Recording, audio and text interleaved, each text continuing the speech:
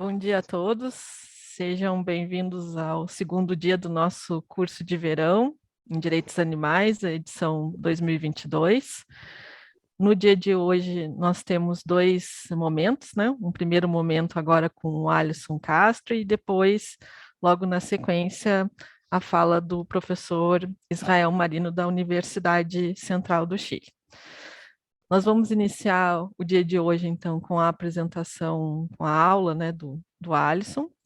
O Alisson é graduado em Ciências Biológicas pela Universidade Potiguar, é mestre pela Universidade Federal do Rio Grande do Norte, é doutor em Bioquímica pela UFSC, né, Universidade Federal de Santa Catarina, e atualmente ele atua como biólogo junto à Coordenadoria de Gestão Ambiental da UFSC. É uma pena que o curso ele é online esse ano, né, em razão das medidas sanitárias, mas na edição anterior, de 2020, né, antes da pandemia, o Alisson já participou do curso e a gente organizou uma saída de campo aqui na UFSC, na parte do bosque. Então, é uma pena, né, a gente não poder fazer isso no momento atual, porque é uma maneira também das pessoas conhecerem um pouco do campus e da gestão que é feita tanto da flora quanto da fauna no campus da Universidade Federal de Santa Catarina, mas temos, né, o prazer de contar com o Alisson aqui participando dessa edição online em razão das medidas sanitárias, como eu expliquei logo no início. E claro, né, como eu falei ontem, é interessante também que, apesar, né, desse momento difícil que a gente vem passando, isso permitiu também que a gente tivesse a participação, como teremos hoje, do professor Israel, que está no Chile. Então, perdemos a nossa saída de campo com o Alisson, mas ganhamos a presença do professor Israel. Para quem entrou agora na sala, está acompanhando o curso, eu estou de máscara porque estou num ambiente coletivo aqui da universidade, então por isso, né, esse cuidado. Então, passo a palavra para o Alisson, quero agradecer muito a disponibilidade dele em participar novamente, né, dessa edição do curso. Ele já participou 3 vezes, uma vez presencial, o ano passado já online e agora de novo, né, de modo online. Então, Alisson, a palavra é tua e muito obrigado por ter aceito o convite novamente. Oi, Letícia, Fernanda, a todos. Eu que agradeço o convite. Estar aqui é bastante importante, significativo também para a gestão ambiental da UFSC. A gente ter essa conversa sobre a fauna e sobre áreas protegidas, né? Eu falo conversa porque vai ser mais esse sentido de conversa mesmo. No nosso, na saída de campo que nós fizemos antes da pandemia, eu busquei mostrar a proteção da fauna de forma completa, né? Por exemplo, se a gente viu uma árvore, uma espatódia campanulata, que é proibido o plantio aqui agora, por que que é proibido o plantio dela? Por conta das abelhas, por conta de alguns problemas que elas trazem alguns tipos de insetos. Então a gente eu já mostrar em campo essa proteção mais completa, né? Lá no bosque a gente consegue ver gralhas azuis, agora temos tigre d'água, tem alguns peixes, os jacarés mais ao lado, né? Um pouco mais abaixo do bosque. Então, no campo eu tento mostrar essa coisa mais integral, integrativa, né?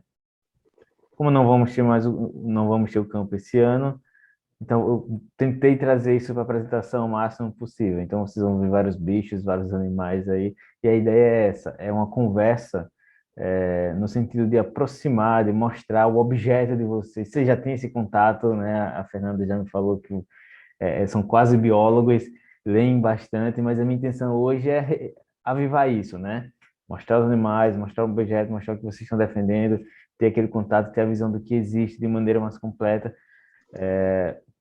Quando falo maneira mais completa, porque a gente aqui na gestão ambiental da UFSC, a gente tenta tratar a proteção animal dessa maneira completa, né? Não tendo um foco mais específico para os animais, até por questões, não por não querer, mas por questões de dificuldades de pessoal, de, enfim, né, administrativas. Então a gente trata a coisa da maneira mais completa através de áreas protegidas, e é isso que eu vou trazer aqui para vocês também, tá? Vou tentar compartilhar aqui. Vocês conseguem ver a apresentação? Tá abrindo.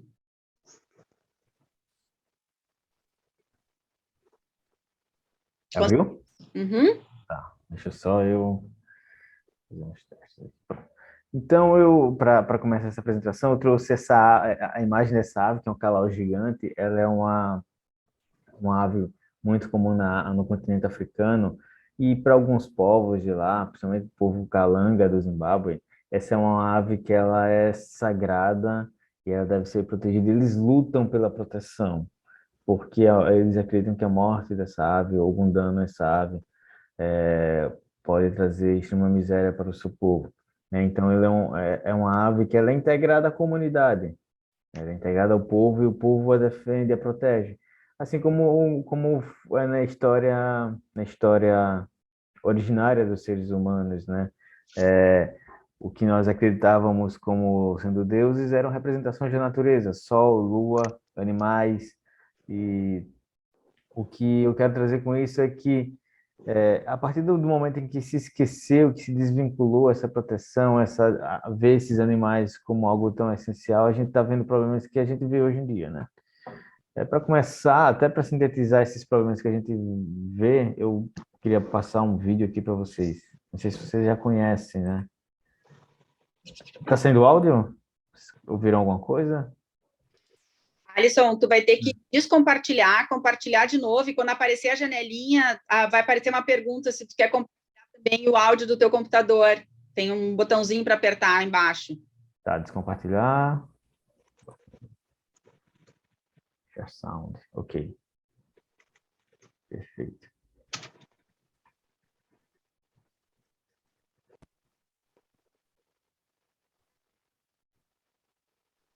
Tá abrindo aí? Não. Agora acho que vai.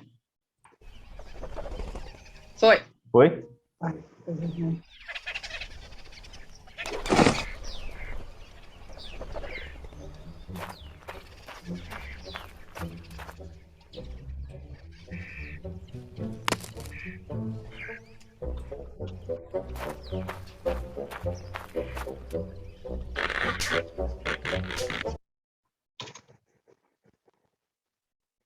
Opa.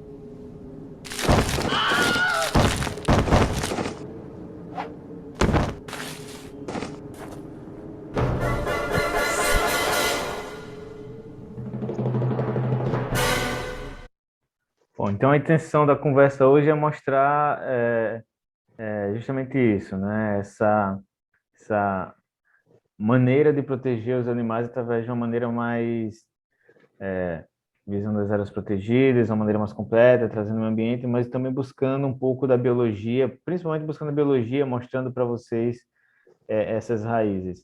E para isso eu começo do basicão, né? Do basicão mesmo, mas aqui eu vou falar brevemente. Não sei se vocês lembram dos reinos, são 5 reinos na biologia. Mas aqui, ó, apesar do basicão, mas eu vou trazer um contexto para vocês, né? O primeiro reino, o reino Monera, né, das bactérias, não são animais, são seres unicelulares que não têm um núcleo definido, procariontes, que em seguida vieram o reino Protozoa ou o reino Protista, né? O reino Protozoa ele é chamado de Protozoa porque eles eram os primeiros Protozoa, animais. Eles eram inclusos dentro do grupo Metazoa, o Animalia, Meta é além, superiores. Os animais superiores, vamos dizer assim, não em questão evolutiva, mas em outros parâmetros, né? Eu não posso falar que uma abelha é mais evoluída do que uma ameba, por exemplo. A abelha tem sua linha de evolução, a ameba está na ponta da sua linha de evolução. Então, nós temos aqui, depois do reino Monera, o reino Protista, ou Protozoa, formado por protozoários, né? Que eles têm a característica de ter um núcleo definido, eucariontes, possui locomoção, aí a gente fala de cílios, pseudópodes, a gente fala de flagelos, e alguns não têm essa capacidade de se locomover. Acima disso, ou evoluindo disso, nós temos o reino animal, o metazoa, que é formado por uma miríade de seres pluricelulares, com núcleo definido, né? Ou seja, eucariontes, eu vou falar mais à frente sobre isso. Depois temos o reino plantar e o reino plantas, o plantae, que são fotossintetizantes, e o reino fungi, que são formados por indivíduos que não são fotossintetizantes, não têm locomoção, mas que fazem sua digestão de forma heterótrofa. Então, o resultado disso tudo aí, dessa evolução e dessa construção, é isso daqui. Também é um vídeo bem breve.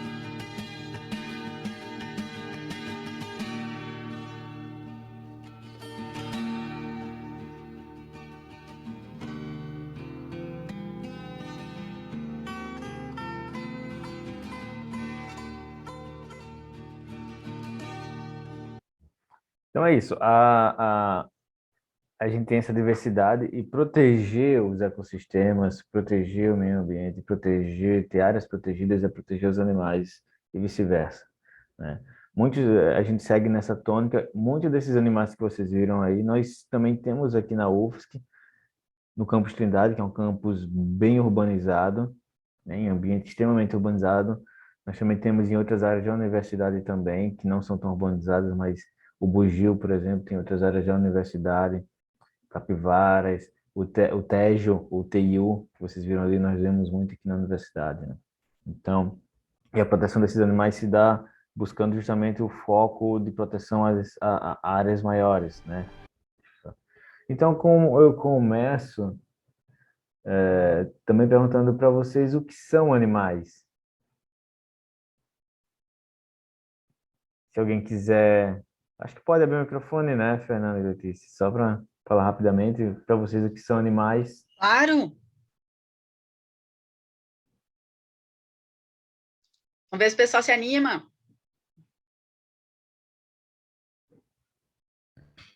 Ninguém arrisca aí uma resposta. O curso é para ser interativo também, né, Alisson? Eu vou perguntar bastante, hein, durante o curso. Vou perguntar muito. Qualquer coisa. O que é que vocês acham? Só não pode a Paula, mas vamos lá. Alice, o que são animais? Estou vendo a Maria Alice aqui. Se quiser digitar também, eu só não consigo ver o chat, mas se Ah, alguém mas daí eu digitar... leio para ti, Alisson. Perfeito. Vamos lá, gurias. O Alisson, eu vou arriscar, vai. É a Paula. Mas é a outra Paula, acho, né? Essa é a minha, Eu Paula. acho que... pois é. Então, Alisson, eu vou arriscar dizendo que é aquilo que você disse, são esses seres, né, desse reino que você falou, mas assim, indo para mas numa visão antropocêntrica, porque é um conceito humano isso, né, do que é animal, o que é vegetal, e essa separação toda, né, que a gente faz desse reino, porque talvez numa vertente mais holística, eles são membros de uma comunidade planetária, né, alguma coisa assim, mas numa visão antropocêntrica é o que você disse, é um reino dessa divisão fauna, flora, reino animal, reino vegetal, reino fúngico, essa coisa. Perfeito, Paulo. Alguém mais?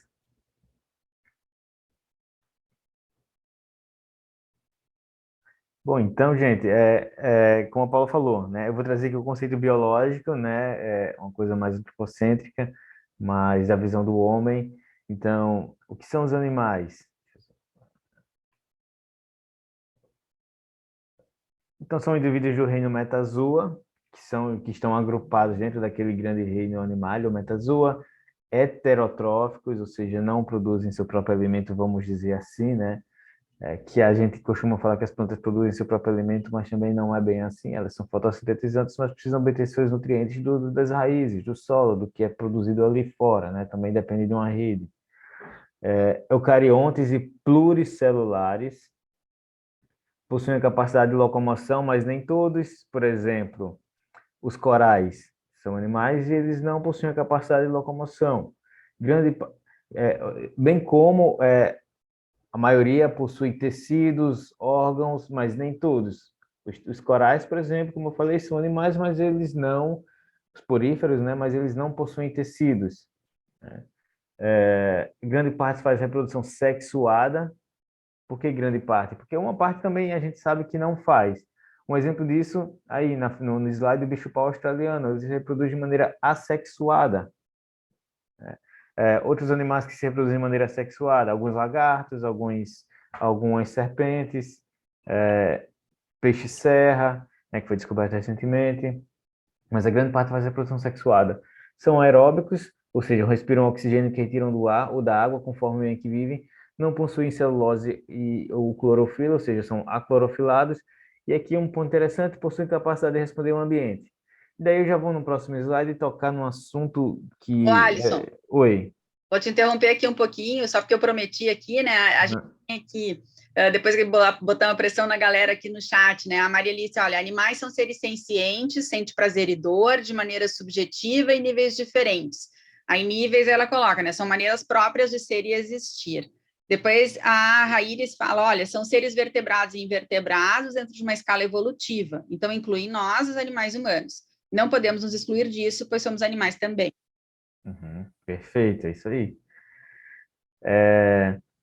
E aí, como falaram na ciência, eu destaquei esse último ponto para trazer esse assunto, né? Possuem capacidade de responder ao ambiente. Vocês vão, eu entendo, eu imagino que vocês vão discutir essa ciência animal em alguns outros momentos durante o curso. É um tema bem quente no direito animal.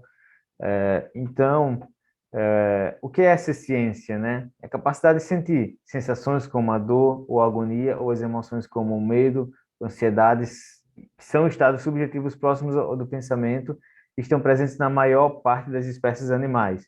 O animal é um ser senciente porque tem a capacidade de sentir. Né? Esse conceito que eu trouxe mais generalista de ciência trata como sentir dor, agonia, emoções, mas quando a gente tem, por exemplo, organismos como pequenos, né, da mesofauna, do solo ali, que eles, mesmo que tendo respostas químicas a alguma coisa, ele se retrai, isso já é um tipo de ciência, já é um tipo de resposta, uma resposta de que aquilo não é favorável a ele, né? Então a gente traz essa ciência como algo relacionado também à dor, à agonia, ao medo, né, em seus diferentes níveis, como foi bem dito, né? Mas a gente acaba ainda aqui, pelo menos a nível legal, legislativo, trazendo isso de uma tônica mais próxima do ser humano e não tão próxima do que é o real. Esse é o problema. Isso aqui é uma cegonha do bico de sapato, né? Cegonha bico de sapato, ela é da Ásia, ela é bem alta, acho que tem 1,5 m de altura, e é uma ave que muita gente não conhece, né? Quem tiver interesse em pesquisar, tem uns vídeos interessantes sobre ela. Então, recentemente, a Lei de Crimes Ambientais foi adicionado um artigo que, dentro do artigo que constitui os objetivos da lei, foi adicionado um parágrafo que traz o reconhecimento dos animais não humanos, que eles possuem natureza biológica, é engraçado, né? Mas fala que os animais não humanos possuem natureza biológica e emocional e são seres sencientes, ou seja, passíveis de sofrimento. Então, novamente, mais uma interação aqui com vocês. Vocês acham que a estrela do mar é um animal?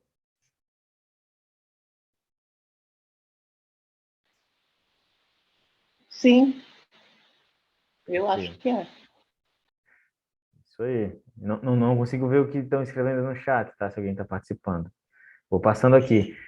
Boi, cão, gato, arara são animais? Isso aí tá fácil, né?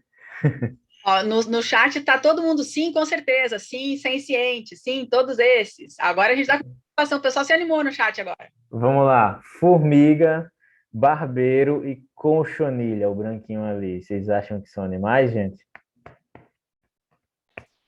Também, Também? Cochonilha que faz o também. vermelho carmim. A colchonilha é aquele que ataca a plantação, aquele negócio, né? O branquinho, isso. Que a Joaninha compra. Um pouco mais difícil agora, hein? Tardígrado é esse urso aí, esse urso pequenininho, rosa. Tardígrado, ameba, né? A planária, né? Tardígrado, planária e o Trypanosoma brucei. Vocês acham que são animais?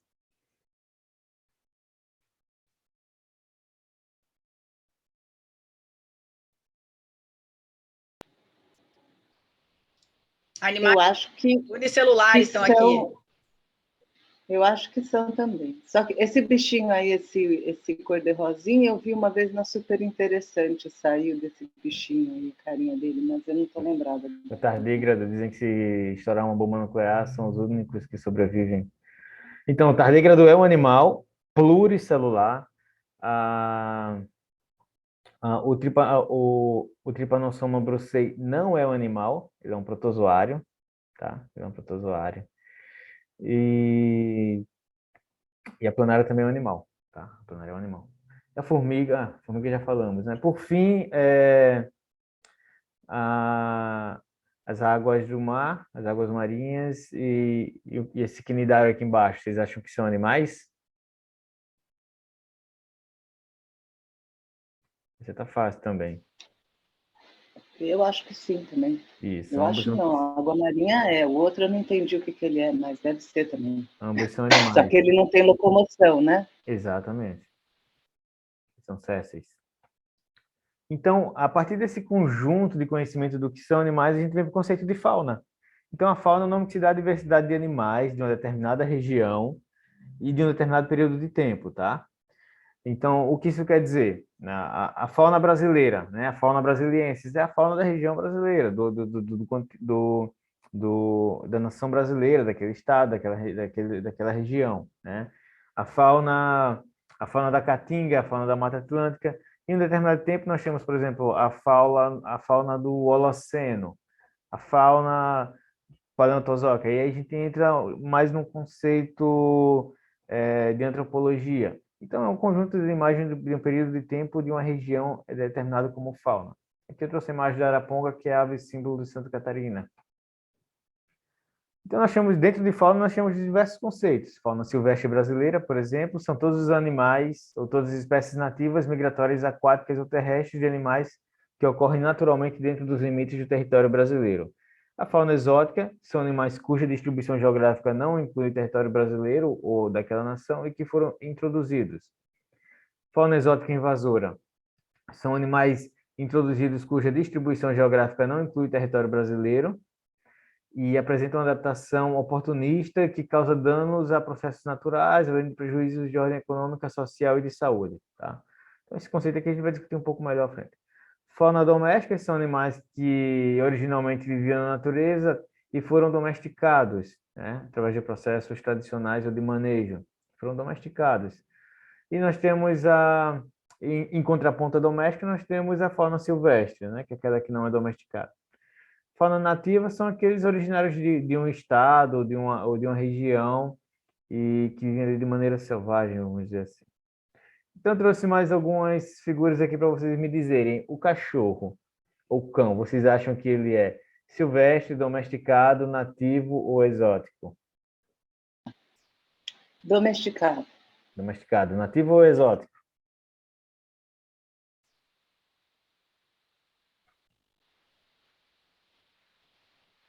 Vocês acham que Depende. Agora ficou mais difícil, depende. Esse cachorro aí, o canis familiares, o que a gente vê na rua, nas casas?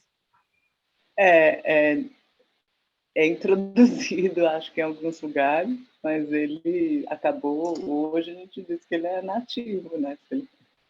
Ele é uma espécie que é exótica, ele não é nativo do país, do Brasil, né? Ele veio de fora e ele é domesticado. Capivara. Vamos lá. Silvestre nativo. Silvestre nativo, isso mesmo. Temos capivaras na UFSC também, tá? Na ilha de Anthony. Aqui tem no aeroporto de Guarulhos está cheio. Quer dizer, quando elas não são atropeladas. Nós temos na ilha de Atomirim e na Barra da Lagoa. Sagui. O pessoal reclama muito aqui. O que vocês acham? Nativo silvestre. Gente, ninguém abre o microfone? Só eu? Pois é, tá vendo, Paulo? Mas eu Então... adoro esses bichos, tudo que ele tá mostrando. Eu adoro sagui. E como são sem vergonha, né, Alisson? Então, o sagui, ele é nativo silvestre da Mata Atlântica. Aqui em Santa Catarina, ele é considerado exótico, invasor, tá? Ele é nativo do Brasil. Mas não é porque ele é considerado exótico, invasor aqui em Santa Catarina que pode se matar ele, que pode se liquidar ele. No Rio também, Alisson, no Rio também. Não, mas é boa essa. Eu vou me metendo aqui, desculpa, Paula, me metendo aqui na observação do Alisson, até para ninguém esquecer, né? Porque às vezes a gente não está acostumado com essa nomenclatura que o Alisson está nos trazendo. Olha, às vezes ele é invasor exótico para Santa Catarina, mas ele continua sendo silvestre nativo nacional. Nacional, isso. Protegido pela lei federal, né? Então, esse é. Aqui em Santa Catarina ele não tem um predador natural porque o que tem aqui, o do tufo cinza, ele é produto do cruzamento entre o sagui do tufo preto com o sagui do tufo branco, que dizem que vieram com os caminhoneiros no processo de transporte, enfim, de alimentos, e aqui ele não encontrou nenhum tipo de obstáculo para ele, de nenhum tipo de predador. Então, aqui ele é considerado exótico invasor, mas matar, ferir, sagui é crime ambiental aqui em Santa Catarina também. Tá? Não significa que ele não seja silvestre e nem protegido, né? Ele é protegido. Quem pode Ô, fazer o Alisson, manejo dele aqui no estado são os órgãos competentes, né? O Instituto do Meio Ambiente e quem tem autorização para isso. Pode falar. Alisson, lá no Rio, por exemplo, que esse é um sagui baiano, né? Que eles falam que veio da Bahia, tal, não sei o quê. Ele também, só que lá no Rio tem um problema, que tem os saguis endêmicos, né? E eles acabaram pegando esse espaço. E no Jardim Botânico, o que aconteceu? Eles começaram a notar um declínio, por exemplo, de borboletas, porque eles comem as larvas e os insetos, e também eles comem os ovos e os filhotes, né? Então, teve uma campanha no Rio uma vez contra no Jardim Botânico, né, que é o meu vizinho, ela queria que exterminassem os saguis, né? Assim, matassem mesmo. E tinha um projeto, não sei, para esterilizar. Mas não, daí tem questão orçamentária, parará, e eles estão lá, Não continuam. fazem. Aqui também eu dei um curso para um grupo de técnicos aqui da universidade e a tônica de alguns era tem que eliminar todos os saguões. E olha que, pelo menos em algumas regiões da universidade, eles não entram em salas, né? Eles ficam mais afastados, mas em outras sim, tem esse dificultante. Mas aí é que entra a questão da gestão correta em áreas urbanas de áreas de preservação ou do plantio de árvores, né? Que é o que a gente faz. Sempre que alguém solicita algum plantio de árvore, é analisado se essa árvore vai estar perto, passa por mim, eu olho, essa árvore vai estar perto de alguma edificação, essa árvore é frutífera, é florífera, e isso a gente já metia alguns dificultantes com os animais, com a fauna, e assim evita essa chegar nesse ponto onde as pessoas querem. Claro, também tem educação ambiental por trás, mas é esse ponto onde as pessoas querem eliminar o bicho porque está trazendo, está perturbando eles, está invadindo as salas, enfim, né? Então, isso faz parte desse projeto, dessa ação maior de áreas protegidas e de como você tem um manejo correto dentro das cidades, né? Aqui é a gralha azul, a gente encontra no bosque do CFH agora, né? E ela é uma espécie que ela é também nativa do Brasil. Então, assim, nessa segunda etapa eu quero falar um pouco brevemente do que a gente tem de leis e para chegar no ponto que eu quero falar mais sobre as áreas protegidas, né? Então, a gente tem historicamente a Declaração Universal dos Direitos dos Animais. Eu vou só pincelar sobre essas leis que eu acredito que vocês vão ver um pouco mais a fundo com outras pessoas, né? Com outros palestrantes que têm um know-how melhor em relação a isso, né? Então, só vou pincelar algumas leis, não vou trazer todas, né? Por exemplo, a essencial, a mais importante, vamos dizer assim, que é a Constituição Federal, não vou trazer aqui, mas eu vou trazer algumas que seja do nosso interesse. Então, a Declaração Universal dos Direitos dos Animais, ele traz... Alisson, desculpa te interromper, só antes de tu entrar nesse outro tópico, tem uma pergunta aqui no chat da Cássia sobre ela queria que tu explicasse se o javali é silvestre, javali é invasor, aí eu ia responder ali, mas eu não vou me meter nessa, vamos deixar quem é do direito falar sobre isso. Pois é, aqui a gente tem um problema do javali em Santa Catarina, né? Que o pessoal está estimulando a caça do javali, né? A caça do javali para para ter o seu controle, né? Isso é um problema, isso é um complicante porque eliminou-se outros tipos ele foi instalado em regiões em que ele não era nativo, eliminou-se outros tipos de, de né, outros animais que poderiam predar a ele, e hoje a gente tem essa questão desse controle dos animais através da caça, através do estímulo da predação desses animais pelo homem, né? Isso acontece bem forte aqui em Santa Catarina, né? O pessoal tem isso impregnado aqui, e que é um ponto que eu também vou discutir um pouco mais à frente ali, né, de como a gente pode fazer o controle desses animais, esse controle populacional, frente a esses animais que são considerados hoje em dia pragas, né? Que o pessoal chama de praga, mas que necessariamente eles não eram assim originariamente, né? Então, todo animal tem um direito, né, na Declaração Universal dos Direitos dos Animais, ele traz que todos os animais têm o direito a ser respeitado, o homem, como espécie animal, não pode exterminar os outros animais ou explorar ou violando esse direito, tem o dever de pôr os seus conhecimentos ao serviço dos animais. A gente tem uma lei federal, além da Constituição, nós temos a Lei de Crimes Ambientais, que é de 98. Antes dela, nós tivemos uma lei promulgada por Getúlio Vargas, em 84, que foi base para essas outras leis, que é um decreto, na verdade, que traz um pouco da proteção animal, né? Então, tem a Lei de Crimes Ambientais de 98, que ela fala, dentre outras tantas coisas, que trata não só da fauna, mas trata da flora também. Fala que matar, perseguir, caçar animais, caçar, apanhar, utilizar espécies da fauna silvestre, nativos ou em rotas migratórias, sem a devida permissão, licença ou autorização da autoridade competente é crime. Também fala que é crime causar poluição de qualquer natureza em níveis tais que resultem ou possam resultar em danos à saúde humana ou que provoquem a mortandade de animais ou a destruição significativa da flora. Também traz que é crime disseminar doenças ou pragas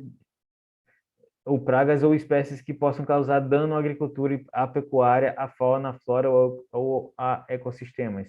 Dentre outras leis outros artigos que essa lei traz, né? Aqui em Santa Catarina nós temos uma lei de proteção animal que é de 2003, né? Vai fazer 20 anos. E dentre outras tantas coisas, fala que é vedado agredir fisicamente animais, seja ele doméstico, nativo, exótico, domesticado, manter animais em local desprovido de asseio, obrigar animais a trabalho extenuante, e também diz que é proibido expor animais para qualquer finalidade em quaisquer eventos agropecuários que não estejam autorizados pela Secretaria do Estado referente, né? Bem como criar animais em lixeiras, lixões e aterros sanitários. Em Florianópolis, nós temos a Lei de Controle de Zoonoses, né? Que traz algumas menções para controle dos animais urbanos, sinantrópicos, bem como também traz alguma coisa em relação à proteção de animais, principalmente os domesticados, né? Dentre eles fala que o controle populacional de animais é responsabilidade do munícipe, mas que é proibido, é vedado, por exemplo, esse controle populacional através da eutanásia, né? Através da morte dele, né? Bem como é proibido abandonar animais em qualquer área pública ou privada. Então, analisando essas leis, a gente tem um respaldo maior para trabalhar dentro da universidade, nas áreas que a gente tem de proteção. Eu vou trazer aqui o caso do bosque do CFH mais à frente, mas outras leis que nos trazem de maneira mais geral, assim, nos dá uma visão mais geral, também permite com que a gente faça um trabalho interessante. Como o novo Código Florestal, que ele traz as APPs, as áreas de proteção permanente, principalmente as faixas marginais ou as matas ciliares, ou seja, não é para proteção somente da mata que está ali na borda, mas também da fauna que habita aquele ambiente. Como, por exemplo, os tapicurus, que são aves limícolas que vivem ali e que a gente tem na universidade também, né? Então, a proteção dessas APPs trazem um respaldo de proteção bem forte aos animais. Eu vou falar um pouco mais à frente também, mostrar como é que a gente consegue aplicar isso. Tem a lei das SNUCs, das unidades de conservação, que também tem um olhar geral, holístico, sobre a proteção da fauna e da flora. Dentre seus objetivos, eu posso falar aqui que está a proteger espécies ameaçadas de extinção no âmbito nacional e regional, contribuir para a preservação e restauração da diversidade de ecossistemas naturais, promover o desenvolvimento sustentável a partir dos recursos naturais, recuperar e restaurar ecossistemas degradados. Ou seja, mesmo que a gente não tenha um animal aí diretamente explícito, o termo fauna, o termo, né, o termo animais silvestres ou alguma coisa relacionada, a gente tem implícito dentro dos conceitos de ecossistemas, de, de recursos naturais e de proteção a esses ambientes. Então, aplicando essas leis dentro da universidade, fazendo uso dessas leis dentro da universidade, a gente consegue ter alguns resultados interessantes, como isso de maneira ampla, né? Como, por exemplo, né, eu trouxe ali a lei de controle zoonótico, e a gente tem também uma divisão de bem-estar animal aqui em Florianópolis, né? Então, a gente sofria dentro da universidade um abandono muito forte de animais, principalmente cães, né? A gente chama de UFSCão, né? O pessoal abandonava muito cães. Lá na Universidade Federal do Rio Grande do Norte era um abandono de gatos. Tinha um abandono extremamente alto de gatos naquele ambiente, e aqui são os cães. Diminuiu nos últimos anos, né? Através, não só por conta de uma conscientização, de um trabalho de conscientização advindo da gestão ambiental e de alguns colegas da gestão ambiental, mas também por ação dos próprios alunos, que fazem coletivos, fazem grupos que levam esses animais para castrar e que cuidam desses animais. Eles levam esses animais para castrar no Centro de Zoonoses, aqui de Florianópolis, na divisão de bem-estar animal, e há o estímulo de que, através de campanhas de educação ambiental, há o estímulo de que não sejam abandonados, onde é informar esses animais na universidade, onde é informado também de que é crime. Isso é crime. Quem fizer isso pode ser multado em aproximadamente R$ 3.000, né? Então, tem todo esse trabalho de educação ambiental também, além da atividade prática que os alunos tocam, né? Muitos dos alunos tocam.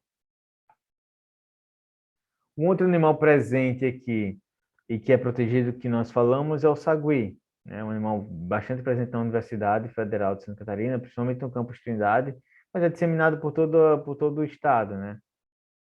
E a gente ouve muito que tem que exterminar, tem que eliminar, e o que a gente faz é um trabalho de mão dupla, na realidade, né? Tanto da conscientização, da educação ambiental, né? Temos esse cartaz indicando o pessoal não alimentar os saguis. Eles conseguem se desenvolver bem, se desenrolar bem dentro das áreas da universidade, das áreas verdes da universidade. Então, a nossa indicação é sempre que não alimente esses animais, até porque atrai esses animais para as edificações, para próximo das pessoas, e as pessoas vão acabar tendo algum tipo de reação contra eles, né? E o outro viés é justamente informar, né, sobre os crimes que as pessoas podem estar causando ao cometer algum tipo de ato contra esses animais, né?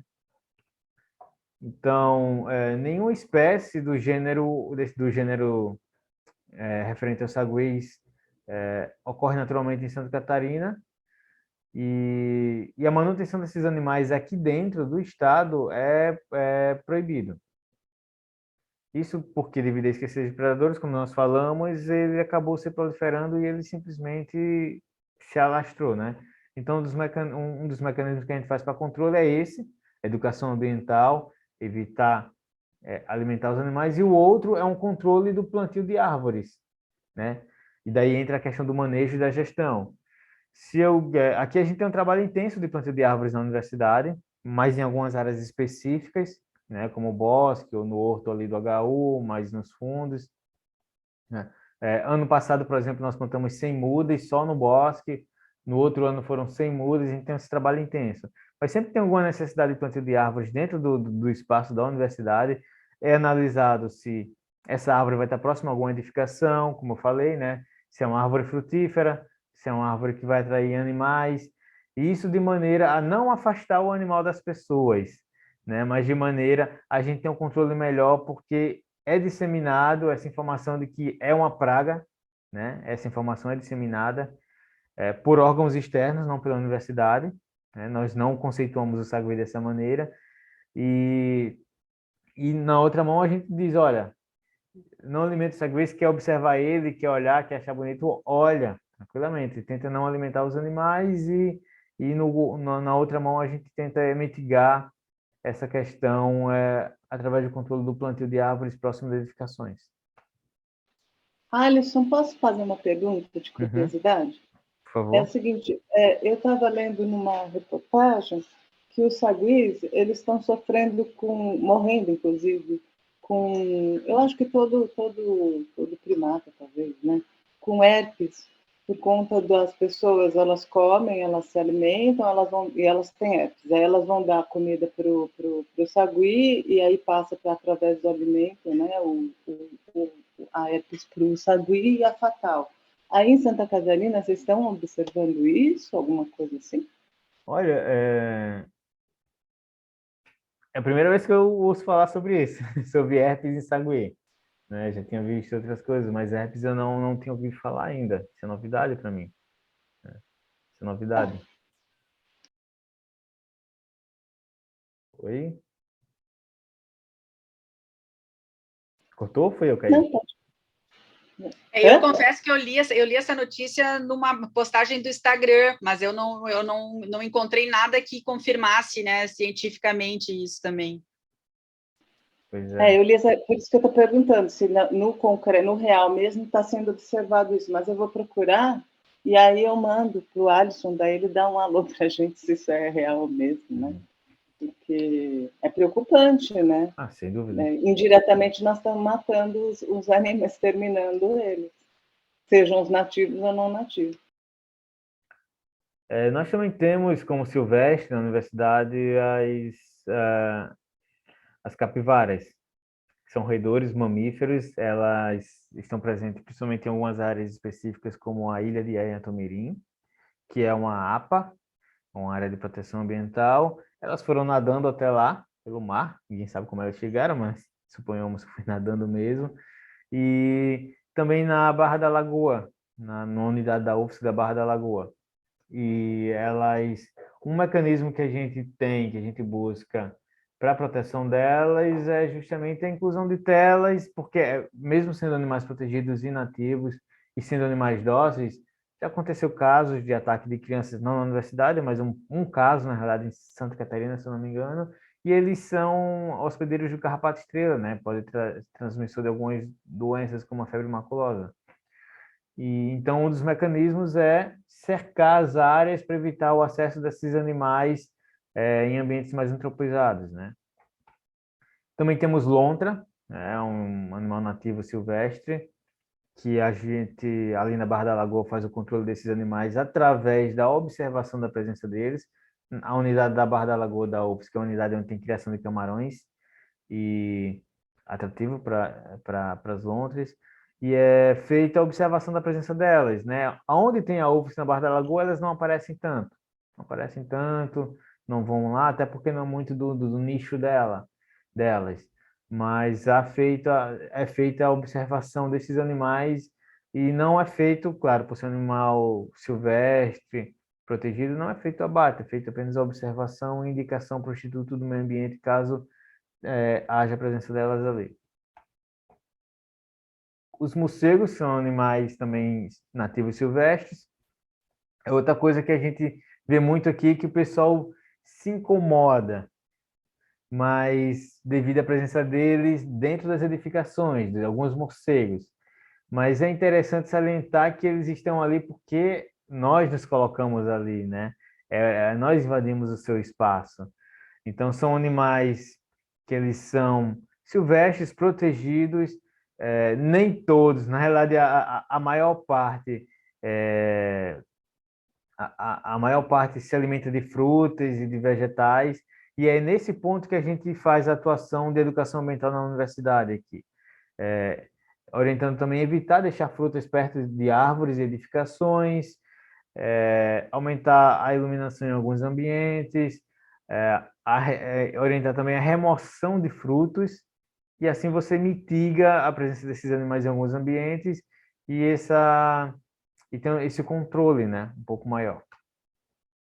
Tudo isso que eu falei e mais algumas outras coisas, bastante coisa, está dentro desse manual que nós construímos, que é o manual de animais da UFSC. Nós temos outros animais como o bugio, em algumas outras universidades, algumas outras unidades, o bugio, o pombos, a gente trata de pombos, o mosquito Aedes aegypti, a gente trata nesse manual também, de forma correta, como é que pode ser feito o controle correto desses animais. Animais que são silvestres precisam de autorização para o manejo, e a gente indica isso, né? Se você tem que lidar com algum animal, mesmo que protegendo, é interessante que você entre em contato com órgãos que façam isso, órgãos responsáveis e autorizados, como a Polícia Militar Ambiental, caso você não tenha autorização, claro, né? Com a Polícia Militar Ambiental, com os CETAs, com o Instituto do Meio Ambiente. Então, esses animais, aqui é um ponto que eu quero chegar, que eu gostaria de chegar, que é justamente a proteção das áreas verdes. É importante conhecer esses animais, saber dos seus ambientes, saber como protegê-los, para que a gente tenha uma boa gestão das áreas verdes. Essa aqui é uma visão parcial de Florianópolis. Vocês conseguem ver o mouse movimentando? A setinha do mouse movimentando? Dá para ver. Dá para ver? Então, aqui, ó, essa é uma visão parcial de Florianópolis. Aqui a gente tem a região do Estreito, a ponte, a região central de Florianópolis. Você vê que é basicamente edificações, urbanizado. Aqui a gente tem os morros, né? O Morro da Cruz aqui, é uma área mais verde aqui. E do outro lado do morro, vamos dizer assim, nós temos a UFSC, né? A Universidade Federal de Santa Catarina, o campus sede. Ela fica aqui é o campo de futebol, né, do CDS, e ela fica basicamente aqui. Nós temos um pouco mais de áreas verdes no entorno dela do que na região central. E aqui nós temos uma questão que é, animais que querem vir daqui do norte, querem migrar do norte de maneira não aérea, ou seja, aérea também, né? E querem vir para a região, mais região continental, ou para outras regiões mais marítimas, precisam se utilizar de corredores ecológicos, isso é fato, né? E daí que entra a questão da preservação animal, da preservação das áreas verdes, para que você tenha a preservação animal, através do uso né, da preservação desses corredores ecológicos. Então, nós temos aqui a UFSC, que é a Universidade Federal de Santa Catarina, com poucos remanescentes verdes ao redor, e eu vou falar o porquê disso também. E as áreas verdes. Então, dentro dessas áreas verdes, né, aqui nós temos a UFSC, e dentro de algumas áreas também da Universidade Federal, o Parque do Córrego não é da universidade, mas a gente tem parcerias, né? Aqui a área verde nós temos o Parque do Córrego. Mais à frente nós temos o Manguezal aqui abaixo, né? Então, tudo que desce dos morros aqui passa pela UFSC e vai para o Manguezal, quando falo tudo, inclusive água, né? Aqui acima nós temos a Cidade das Abelhas, que é um espaço da UFSC, um espaço verde bem amplo da UFSC, que vai até aqui em cima. E mais acima ainda nós temos a UCAD, que é uma unidade de conservação que é cuidada pela Universidade Federal de Santa Catarina também, mais acima aqui. Então, animais que querem vir. E mais acima ainda nós temos a área do ICMBio. Então, animais que querem vir lá de cima e passar para cá, para a região continental, precisa-se fazer o uso desses corredores ecológicos. E quando eu falo corredores ecológicos, são áreas verdes preservadas, não só no sentido de árvores, mas também dos córregos, né? Os córregos são corredores ecológicos, né? No sentido de ter uma qualidade também de ar. Então, quais são os animais que fazem uso fruto desses corredores ecológicos? Os que eu falei para vocês anteriormente, né? Alguns deles. Saguês, a gralha azul, né? Pica-pau de cabeça amarela, que a gente vê na UFSC, também no bosque. Tapicuru, que faz uso do ambiente limícola. Coruja buraqueira, que nós temos na Universidade Federal também, no campus aqui sede. Jacarés também temos aqui, que faz o uso desses corredores. E daí a importância da manutenção dessas áreas verdes, da proteção dessas áreas verdes. E daí que eu quero trazer para vocês. Proteger o global, ver o global, para a gente também ter a proteção dos animais, tá? Então, qual que é a importância também da lei da lei que traz as APPs para a UFSC, né? Aqui nós temos esses córregos são tratados como APPs, mesmo sendo córregos que possuem cimento no fundo, que são, né, fechados do lado com estruturas de gabiões aqui, deixa eu só ajeitar o mouse, gabiões aqui, cimentados, mas são tratados como APPs, áreas de proteção permanente. E quem faz o uso desses espaços são aves, como eu falei, o tapicuru, répteis como os jacarés e outros animais. Então, a proteção das suas bordas, das matas ciliares, também protegem os animais, né? Então, a importância de se ter 30 metros protegidos, de ter a base da lei, das APPs, para que a gente possa proteger esses ambientes. E aqui é uma área verde da UFSC, uma área de proteção nossa, que é o Bosque do CFH. É um espaço que ele é muito conhecido aqui no campus sede. Ele tem 4 hectares. Essa é uma visão de cima do bosque, não de hoje, é um pouco mais antiga, de 2018, mais ou menos. A área de maior densidade de vegetação está aqui, né? Vocês conseguem ver o mouse, né? Então, essa área tem um pouco mais de densidade vegetativa de árvores nativas. Essa área aqui ela é uma área que ela costuma alagar, mais baixa, ela é um descampado, é uma área que ela costuma alagar. Aqui a gente tem um córrego que passa, então para cá é proteção ambiental, APP, para cá 30 metros para cá é APP. Aqui temos outro córrego que flui aqui dentro dessa área verde, que também é área de proteção permanente, APP. Então, dentro dela, dentro do bosque, nós encontramos animais que a gente tenta proteger. Agora a gente tem, foi depositado a gente tem tigre d'água, né? Tem chamam de tartaruga tigre d'água, colocaram lá, ou surgiu por lá. Né? Mas a gente tem gralha azul, como eu falei, tem o jacaré, alguns jacarés já chegam nesse espaço, pica-pau da cabeça amarela, dentre outros. Cheguei a encontrar até ninho em espuma de sapo nessa região mais alta do bosque, que é uma região mais árida. Por que eu estou mostrando o bosque? Porque nem sempre foi assim. Vou voltar aqui uns slides para mostrar para vocês. Né? Opa. Então, como eu mostrei, está aqui a UFSC, né? A UFSC nesse ambiente altamente urbanizado que sofre pressão. O bosque do CFH é essa área verde aqui, ó, do lado do campo de futebol. Esse aqui é o bosque do CFH. Temos outras áreas verdes mais à frente também. Mas nem sempre foi assim. E essa pequena área verde de 4 hectares é o lar para vários animais, como eu falei. Né? Então, está aqui o bosque do CFH visto um pouco mais de cima, essa área aqui. Aqui é toda a universidade. Temos algumas áreas verdes, como o Parque do Córrego aqui. Aqui em cima, o Horto do HU. Né? E esse aqui é trecho de proteção ambiental, de APP, né? Córrego. Isso é a visão de hoje do bosque da universidade. Nem sempre foi assim. Isso aqui é uma foto histórica da mesma região. Você dá para ver que aqui é a área da UFSC. Aqui deixa eu voltar um pouquinho.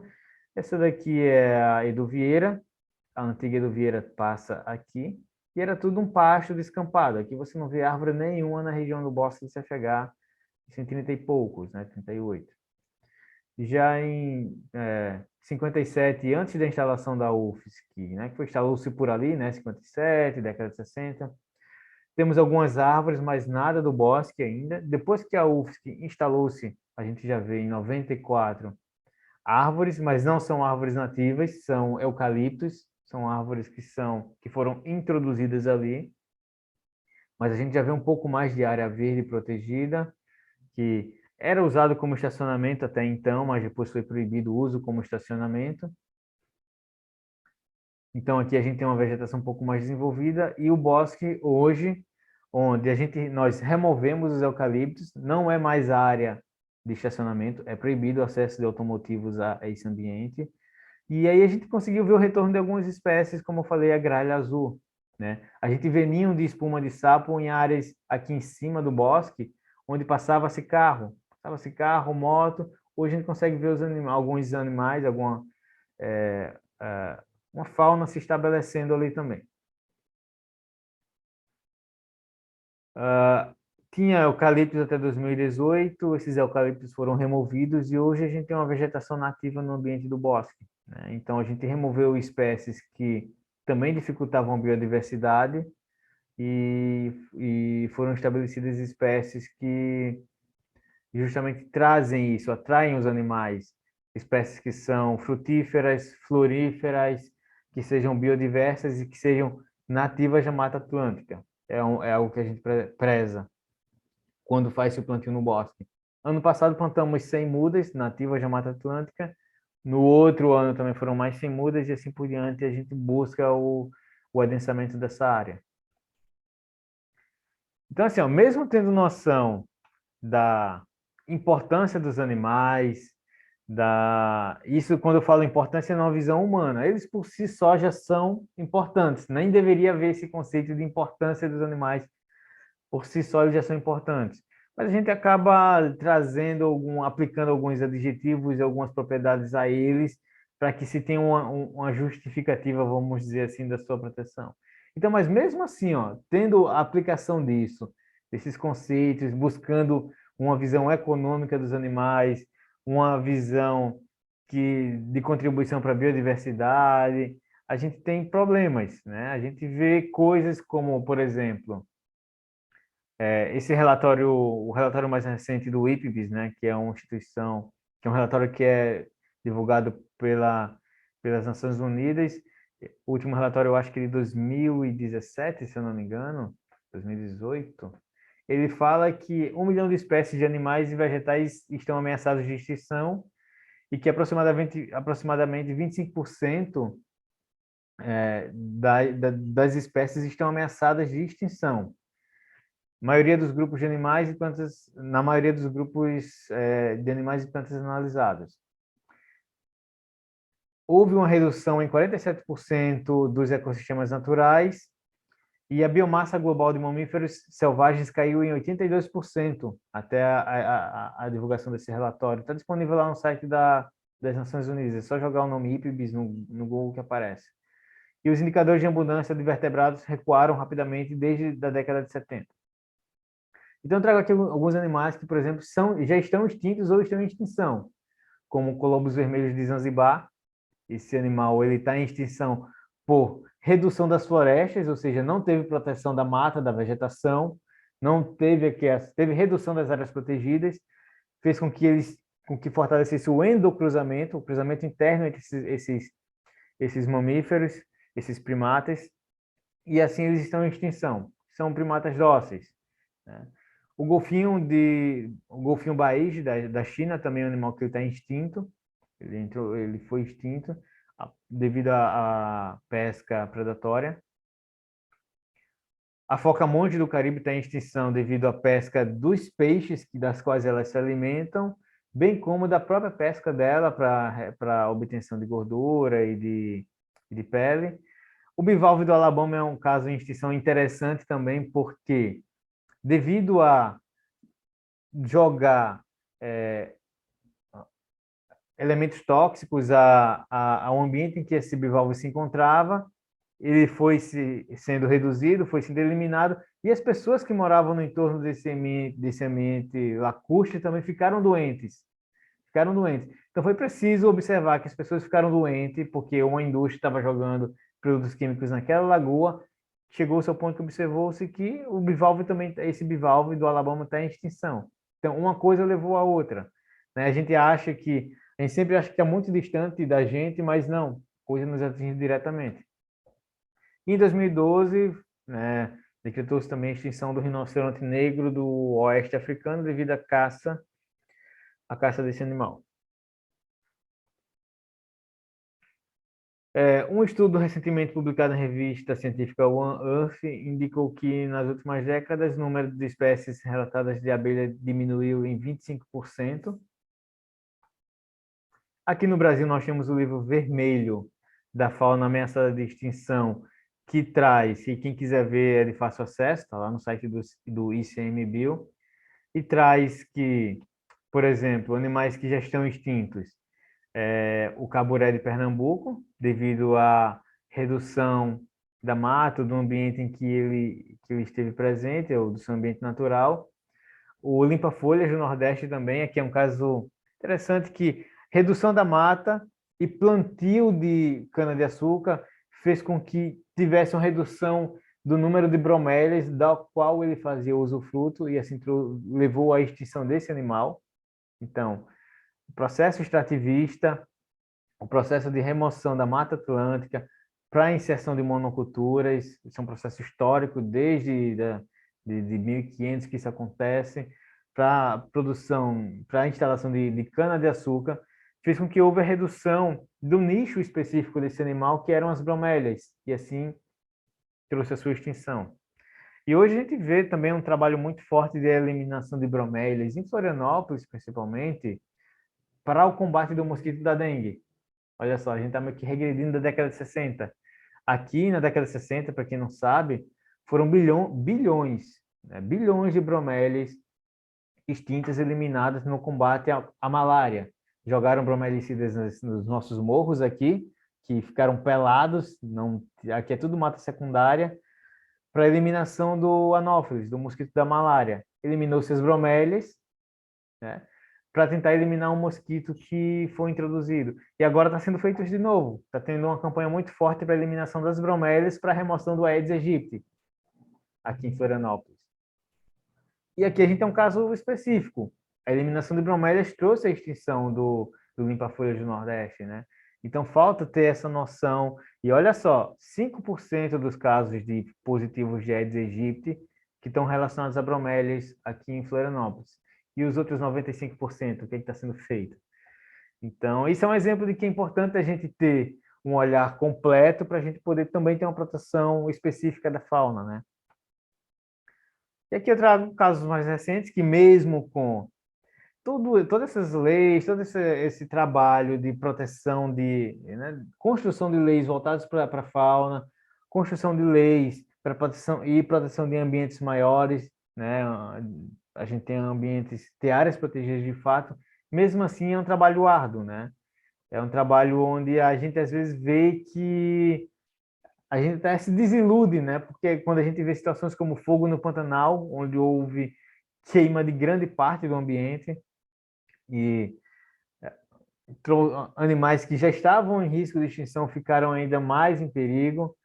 E a gente, no final, ó, pesquisadores estimam que perda de 20% da biodiversidade do Pantanal nessas queimas recentes, agora de 2020.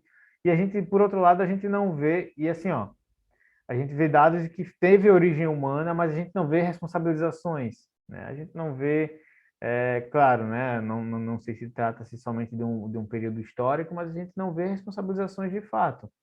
E essas coisas se seguem. Essa reportagem que eu trouxe aqui para vocês, ela trata que a Amazônia foi a região mais atingida, com a maior percentagem de focos de queimada entre 2016 e 2021, tá? Foram 47% dos casos na Amazônia, seguido do Cerrado, 31%, e da Mata Atlântica, 8,9%, onde a gente já tem uma Mata Atlântica que é mínima, né? E então, assim, ó, aves como o tuiuiu, que é ave símbolo do Cerrado, que deveria estar em ambiente, estar numa situação como desse GIF aqui nessa primeira imagem, voando, está em situações de queimada, ameaçadas, né? Aqui trouxe uma imagem icônica, né, de um jacaré em ambiente que houve queimada.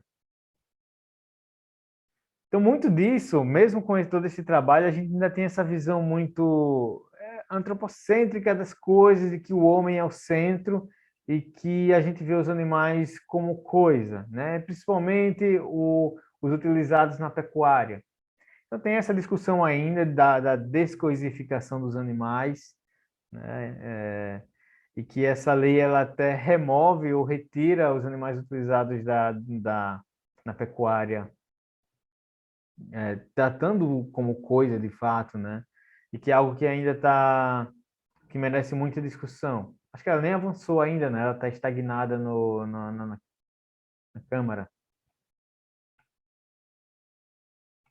Então, por fim, eu trago essa pergunta: quais desses não são coisas, né? Então, acho que a gente precisa. É um trabalho muito grande, porque você tem que tirar essa visão de que os animais são de fato animais, são organismos vivos que sentem, que reagem a algo, não merecem ser utilizados e que a sua proteção também deve vir de maneira completa, de maneira holística, né? Visando também todos os outros ambientes, visando os animais, visando as árvores, visando a flora, visando o solo. A gente esquece que há animais no solo, a mesofauna, os colébulos, que são importantes para que se tenha uma qualidade do solo.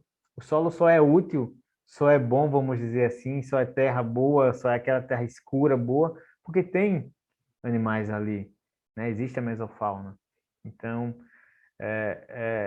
foi isso que eu quis trazer para vocês, né? Essa visão mais completa, mais geral e mais biológica da coisa, para que talvez vocês levem isso para o resto do curso, que possam em outros momentos também discutir isso com os outros palestrantes. É isso.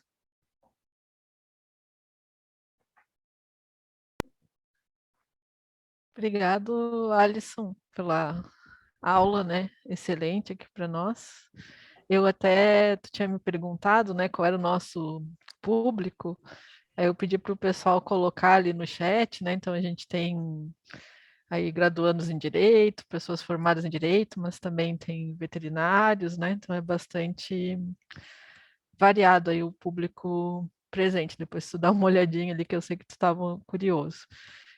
Pessoal, a gente ainda tem um tempinho, então se alguém quiser fazer algum questionamento, alguma pergunta para o Alisson, né, algum comentário, fiquem à vontade, né, ou no chat, que aí eu e a Fernanda a gente pode ler, mas também pode abrir, né, o microfone. Acho que é interessante também na fala do Alisson a visão que ele tentou trazer, né, do campus aqui, pelo menos do campus aqui da Trindade, né, na UFSC. Então, quem não conhece, né, é interessante para conhecer, e os alunos da UFSC que estão aqui presentes, às vezes, apesar de passar todo dia, né, pelo campus, claro, nesses 2 últimos anos não, nem tanto, né, mas muitas vezes as pessoas, mesmo que circulam por aqui, não têm essa visão que ele trouxe aqui e compartilhou conosco. Então, fica aberta aí a palavra, né, para os comentários, enfim, para as perguntas. Tem acho que uma pergunta ali, né, da Rosemary, que ela pediu se tu poderia falar um pouco sobre os animais sencientes quanto a possuírem estados subjetivos próximos ao pensamento. Acho que é isso.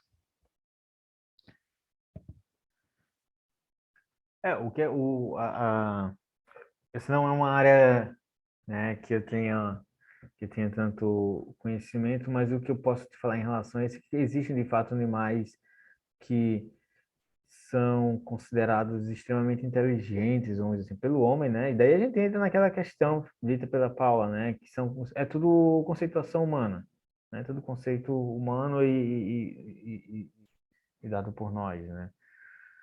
Então, nós temos, o que eu conheço, nós temos algumas aves como os corvos, que são consideradas as aves mais inteligentes, os golfinhos também saiu um estudo, se eu não me engano, que até alguns têm a capacidade de sonhar, né? Enquanto descansa, ter processos mentais que podem ser conceituados como sonhos. E é isso que eu conheço, né? Sobre ciência animal em relação a algumas espécies. O que eu vejo em relação ao conceito como um todo é que precisa ser expandido de fato, né? Não só na relação porque eu tenho uma visão, eu como bioquímico também, tenho uma visão muito biológica da coisa da sensibilidade. Eu vejo ciência como sensibilidade, não só como conceito de mente, de consciência, né? Mas sensibilidade, o animal teve reação, ou aquele organismo teve reação, nem que seja uma reação química, puramente química, de resposta. Isso já é algo que deve ser levado em consideração e que as pessoas de fato não, quando eu falo as pessoas, eu falo quem trata disso, né? Quem trabalha com isso, que é o legislativo, que é o pessoal que trabalha formulando leis e que tem seus interesses, né? Que não vem dessa maneira.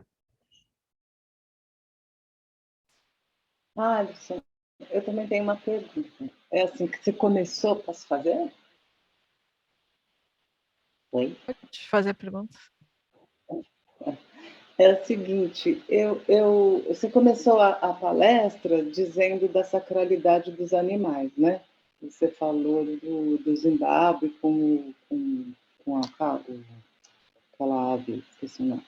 Enfim, aqui o meu orientador de doutorado foi, não sei se você conhece, o professor José Geraldo Marques. Ele fez um trabalho da ave sagrada e o cavalo do cão, que ele estudou a lavadeira, né? E como ela se disseminou por ser considerada no catolicismo popular uma ave sagrada.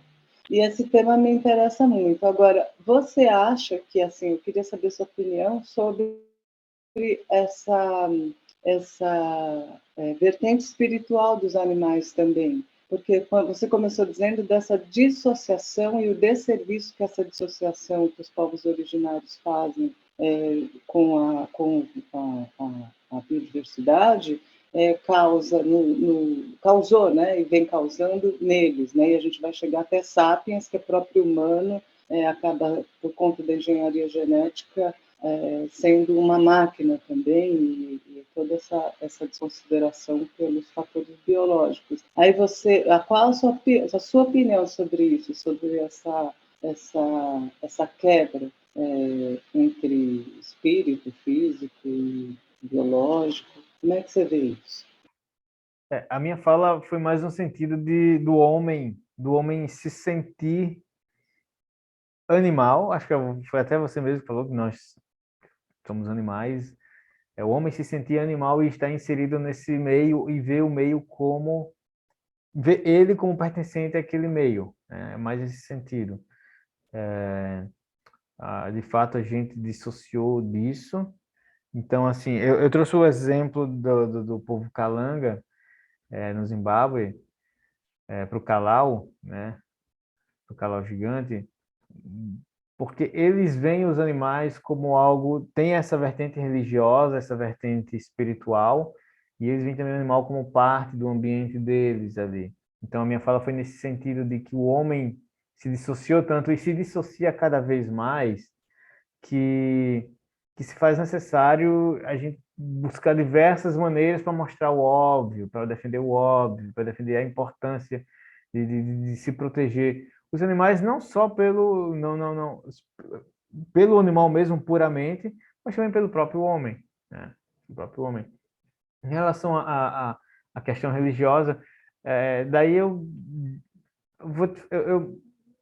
é algo que assim, eu não tenho uma opinião tão formada, porque que já entra no âmbito um pouco mais da religiosidade, das crenças de cada um, né? Então, eu tenho as minhas crenças e por isso que eu nunca pensei em formular uma opinião sobre isso, porque eu respeito todas as outras, né? Respeito as outras. Mas a minha fala foi nesse sentido, do homem como animal, né? E tentar buscar isso, se sentir como parte daquele ambiente e proteger aquele ambiente, porque é o seu lar, né? O ecossistema, é a sua casa, né?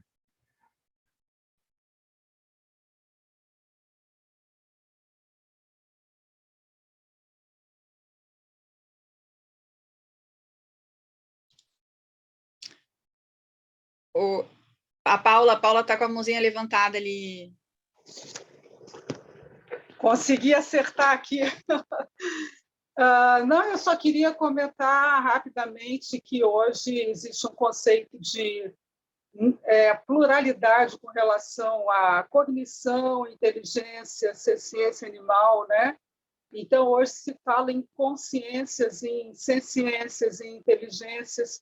E eu gosto muito de uma frase do Jonathan Balcom, que é biólogo como nós, que, bom, partilhada por vários outros, né, que ele diz que os animais são inteligentes e eles pensam na medida das suas necessidades. Então, essa frase eu acho muito esclarecedora, porque às vezes a gente tende, sob o ponto de vista antropocêntrico, enfim, com foco com as nossas lentes humanas, né, em achar que os animais não são muito espertos ou não estão entendendo determinadas coisas, porque isso, durante o processo evolutivo, não foi importante para eles, né?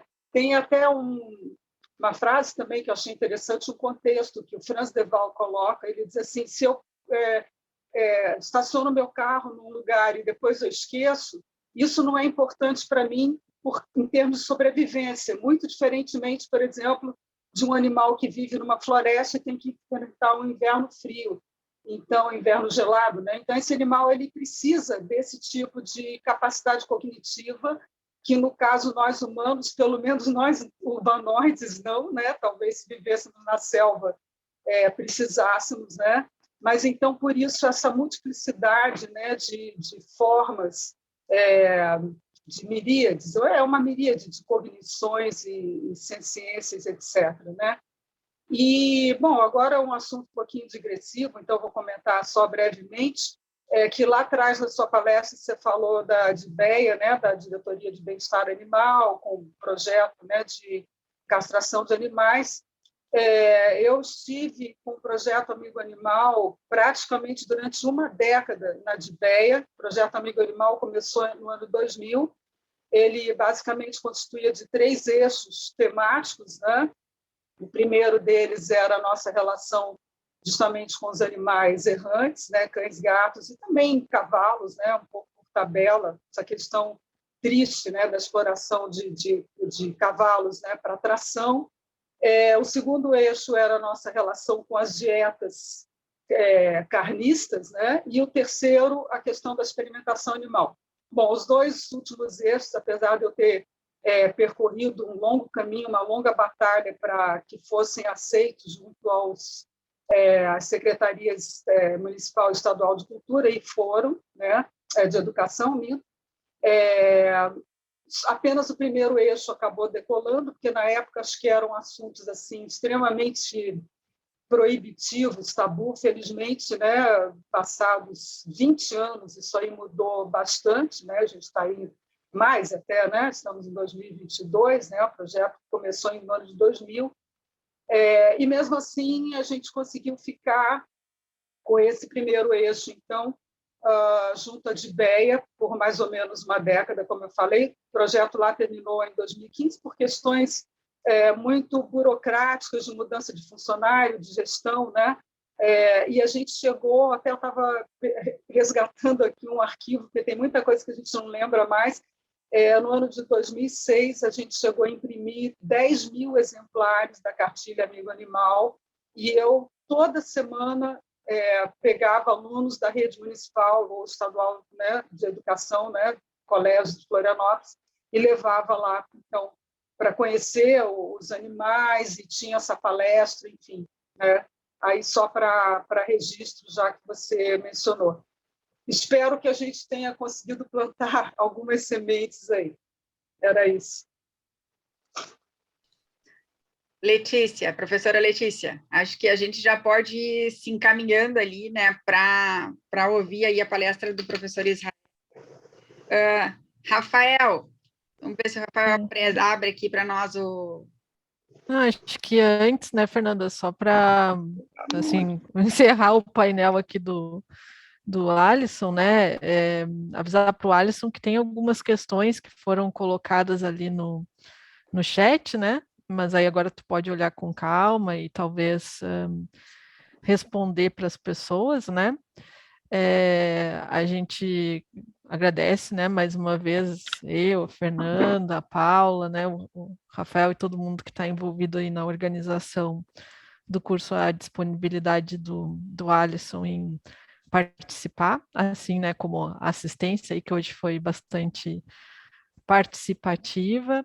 E enquanto a gente faz essa troca aí, né, para a entrada do professor Israel, acho que dá para o pessoal aí também tomar uma água, né? Enfim, porque eu também preciso tomar uma água. Então, a gente começa, né, exatamente, acho que no horário que a gente marcou, 10h40, mas fica todo mundo aí na sala, né? Enfim, para o Rafael poder se preparar para fazer a apresentação do Israel, né? O Israel já está aí, oi. E a gente já dá sequência aí, né? Acho que é isso, gente. Alisson, tu gostaria de falar mais alguma coisa para encerrar? Gostaria só de agradecer o convite, né? A presença. Eu vou responder ali no chat. E se alguém quiser entrar em contato, estamos disponíveis aqui na Gestão Ambiental da UFSC, CGA/GR, Reitoria 2. Para entrar em contato conosco que a gente conversa.